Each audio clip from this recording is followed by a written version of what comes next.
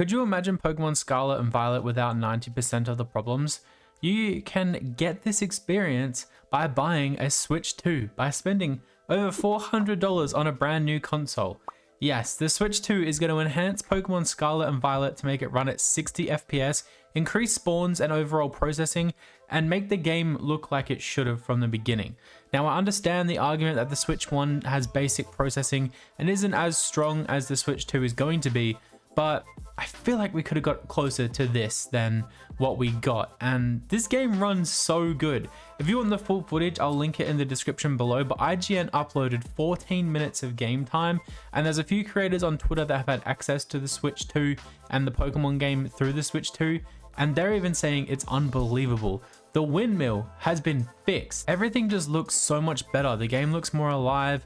I don't really like the textures still. I think the new graphics kind of show that the textures lack a little bit of polish, and that's what Pokemon Legends ZA could add. I'm in the middle of making a Pokemon Scarlet and Violet video at the moment, and I wish I had this available to me right now because the video would probably be going a lot different. Even all the DLC areas, everything just looks so much more polished and so much more clean.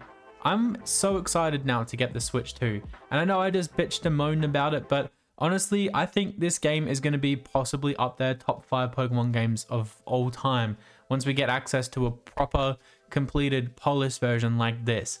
And the Switch 1, I just feel like it's just going to go down as one of the biggest what ifs ever. And now we've got it on the Switch 2, you may as well just, you know, fork out a week's worth of rent or whatever to buy the new console.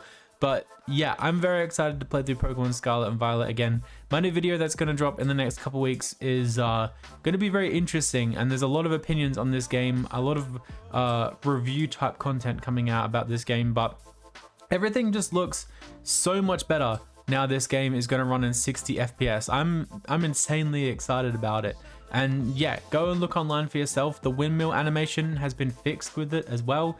Everything is just nice. It just looks like the terrestrialization battles or the terrestrial phenomenon battles are so much better. They run so much smoother.